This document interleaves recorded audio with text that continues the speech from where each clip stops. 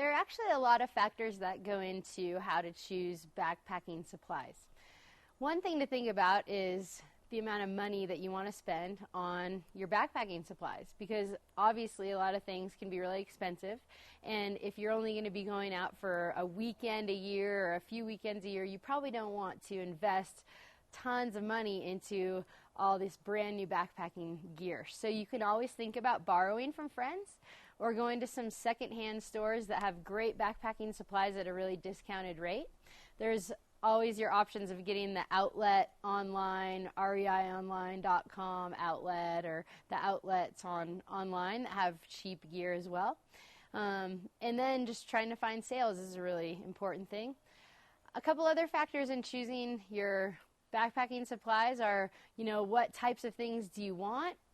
From a tent to maybe a bivy sack, which is a single person tent, which can be less expensive and less weight. You have your classic foam Ensolite pad versus your new Thermarest blow up pad. A lot difference in cost and in weight.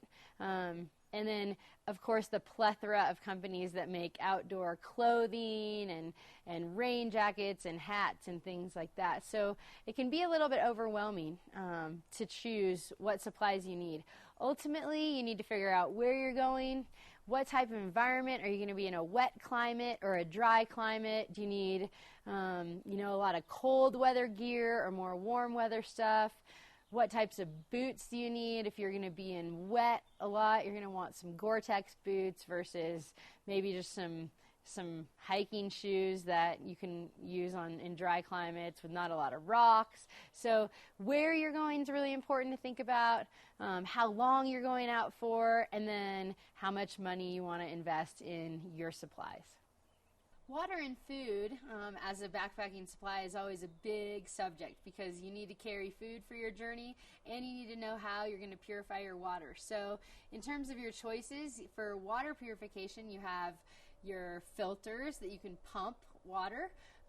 You want to make sure that you get a 1 micron or less size filter to make sure you're getting out the viruses and the bacteria and the protozoa. In terms of other options, you can use iodine, so dripping some sort of iodine in your water and letting it purify.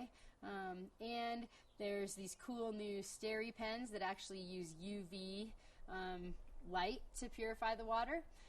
And then you can also just do the classic boiling your water to a rolling boil and killing everything that's in there. So obviously you'll need a camp stove.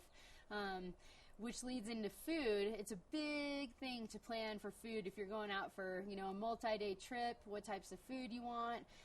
The dehydrated backpacking meals are really great. They're lightweight, but they can be pretty spendy.